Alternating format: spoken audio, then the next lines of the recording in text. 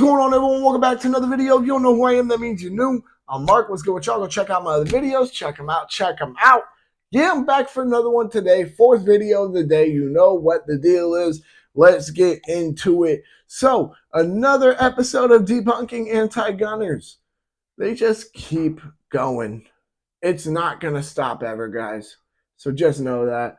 Now, this person in particular actually, has been the topic of, I believe, more than one episode of Debunking Anti Gunners, and that is our current president, Joe Biden.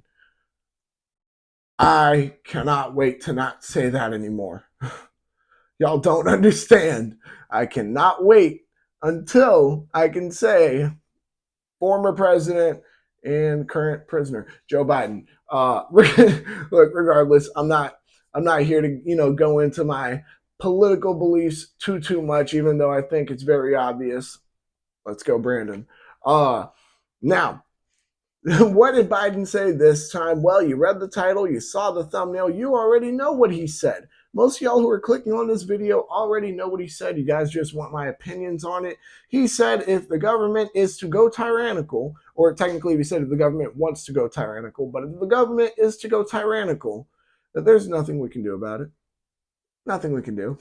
And I'm here to debunk that with, well, common sense, several times in history where it has been disproven. And you know what? I'm also going to go into a couple of things about what him saying that means. So, for starters, just saying that is completely cynical. Just saying that itself is cynical, tyrannical in of itself as well. And honestly, the best way to put it is truly evil.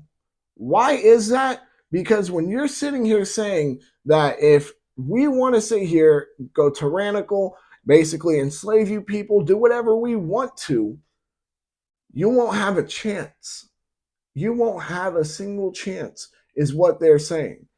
And why, beyond the fact of how disrespectful, cynical, nihilistic, and every sense of the word evil it is to say that, especially to your own citizens, it should be a warning to us as well that the Biden administration probably more than once has thought about or talked about going tyrannical against the American people. And that should be terrifying. Why did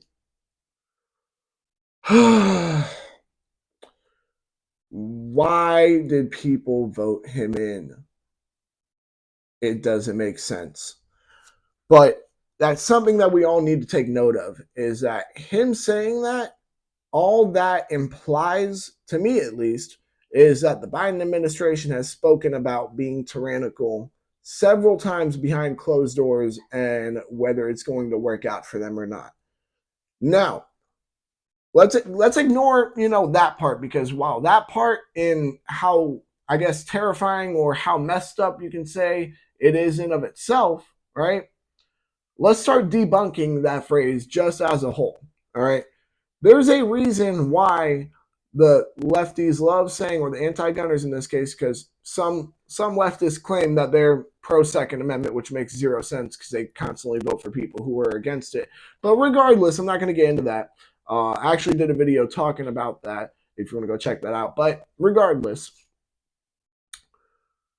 all these anti-gunners love preaching that, AR-15 is this big, unstoppable, scary weapon. It stands for automatic rifle with the power level of 15. Its bullet goes 3 times faster than any other bullet. Oh gosh, I think I should do that for Debunking Anti-Gunners. I need to check to see if I've done that. But regardless, all right. They think that the AR-15 is this big mythical gun that it can take down anything in its path.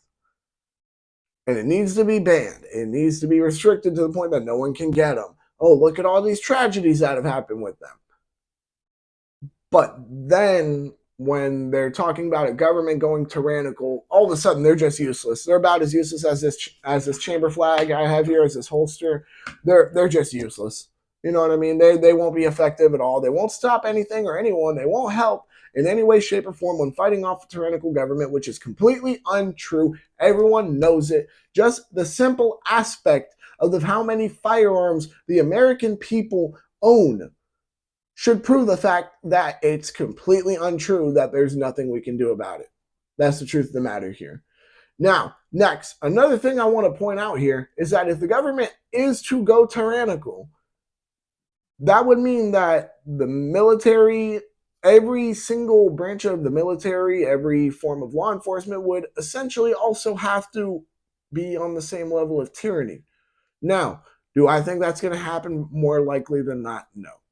These people did swear an oath to uphold our Constitution. Whether or not they're going to do that, some of them will.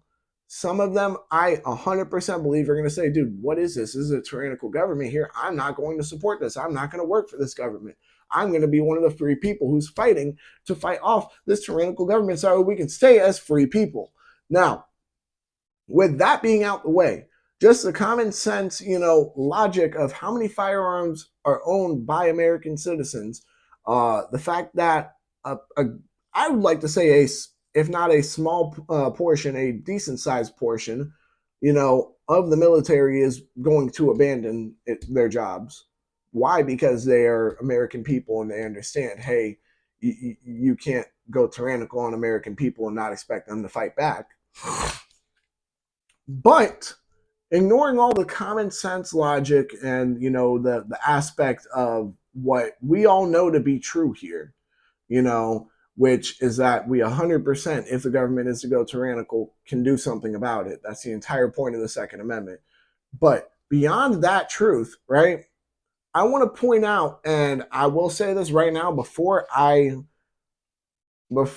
talk about this topic, because I do like to make jokes about this topic here and there.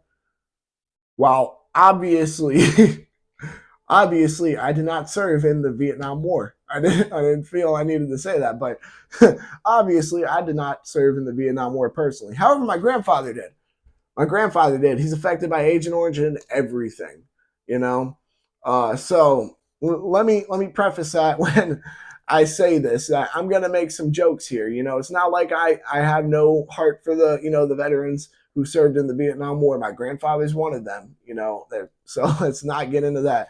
But I will say that for a bunch of rice farmers with AKs and flip-flops and some goofy hats to be able to fight off, the United States Army is very impressive, to say the least. You know what I mean? That proves more than the point I'm trying to get at, that you don't even need to be extremely well armed. You know what I mean? You don't even need to be extremely well armed. You just need to know your area. You need to have arms, and you need to have guts.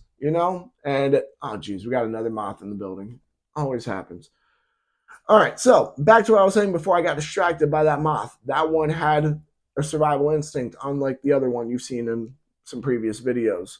But back to my point. Sorry about that. Just using the Vietnam War as an example alone,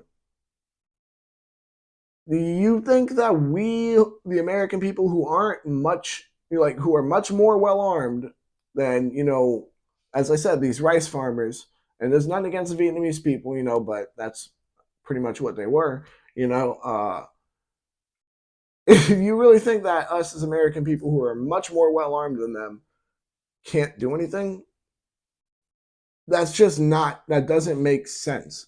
None of it makes sense. Now, I'll use an even more to home example, all right, a closer to home, if you will, example of a group of people fighting back against a tyrannical government. Why does that sound familiar? All right, it's how we were founded. It's how the United States of America was founded. We were not as well armed as the British were. We weren't. But you know what? We had arms, we had skill, and truth be told, we had balls. And that's what it took. And we became our own nation. On top of becoming our own nation, becoming the best nation in the world, with the best military in the world. That didn't come from, needing to be equally armed. It came from just needing some type of arms, needing some level of skill, and needing some balls. So yeah, 100%. If the government is to go tyrannical, we can do something about it. That's entirely how our nation was founded, and that's oftentimes what people are forgetting here. And that's where it feels disrespectful when they talk about government tyranny. It was, oh, there's nothing you can do about it. We already did something about it almost 300 years ago. I guess technically we could argue closer to 250 years ago than 300. Regardless, all right. With that being said, I think that about wraps it up for this video. Y'all make sure to like, comment, subscribe, share, hit that bell. When you hit that bell, hit all. And because you agree with me, Joe Biden saying that, the government wants to go tyrannical, there's nothing you can do about it, is probably one of the most evil things that a president or a world leader has said in history. Make sure to check out all my other videos. Y'all make sure to stay legal, stay safe, stay dangerous. Have a good one, y'all. Peace.